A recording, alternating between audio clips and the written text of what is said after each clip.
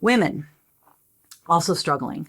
Maybe not so much in the workplace. I mean, obviously they're overrepresented when it comes to, I think at this point, every level of bachelor's, master's, and graduate, PhDs, right? Women are outperforming men in education spaces. Career-wise, the sky is the limit. But you're also seeing women who are struggling to form families, or at least they're not prioritizing it soon enough. And then they get to the point where the biological clock isn't just ticking. It is reverberating in their brain so they can't think about anything else. But very often that comes a little bit too late, right? They bypassed the years when they were at peak fertility. They looked over a lot of the opportunities they had to get married when they were younger. And now they're in their early, mid, late 30s, maybe early 40s. And they're seeing that actually the opportunities that I had to be a wife and a mother, which now I realize is the only thing that I really want, I didn't capitalize on those opportunities. And, the male body, is a little more forgiving. When it comes to fertility, the female body is not. You've got about 20 good years of statistically being able to work with your body to have a baby or several.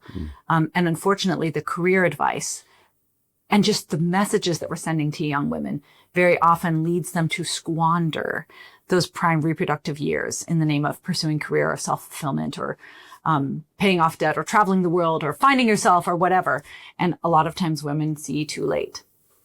I'm amazed. I usually prefer actual hard research and statistics, but anecdotally, I'm amazed at the number of girls I know, daughters often of friends, who haven't been able to start a family. So they're talking about having eggs preserved and what have you because they're so desperate to do it. It gives the lie to a lot of the rhetoric that's been flying around from what, can I call it phase 3 feminism? Oh, yeah. Are we in phase 3 or 4 these days? It's really hard to keep track. I don't know. I met a very aggro feminist the other day and she was aggro. What's aggro? Aggressive. Oh. Extremely aggressive. Yeah, sorry. I don't get your Australian, Well, here's me thinking we'd imported it from the States. Aggro, maybe it is. I mean, I guess that I'll discuss it over brekkie. But she told me that she spent her entire life reading up on feminism, but had never heard the term phase 3 feminism. Interesting.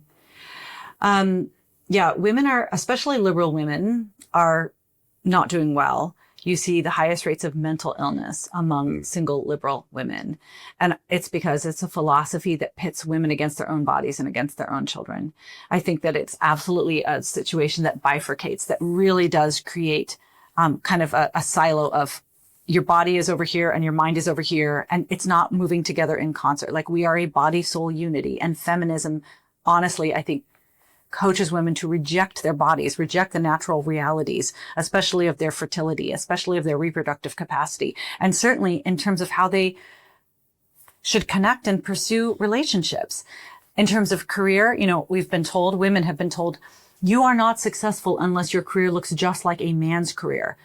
When I speak to young people, I was just in Washington, D.C. before this, talking to 2 different groups of young people, conservative, Christians, on the whole, the message is, ladies, your career doesn't and probably shouldn't look just like a man's.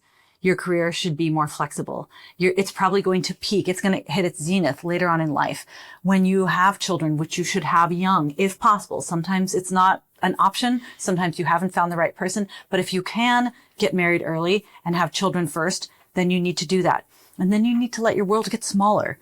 Right? You should not be working to be partner in the law firm in your 20s or 30s. You allow yourself to let your career go for a little while, prioritize your children. And then you're going to find creative ways to keep your foot in the door when it comes to the work world. And then when your children are going off to school or they're a little bit older, then you can reemerge into the workforce and probably have a pretty successful career. But it's not going to look like your husband's, and that's okay. And the message that it needs to look just like a man's career, otherwise you're not equal, I think that has absolutely sabotaged women.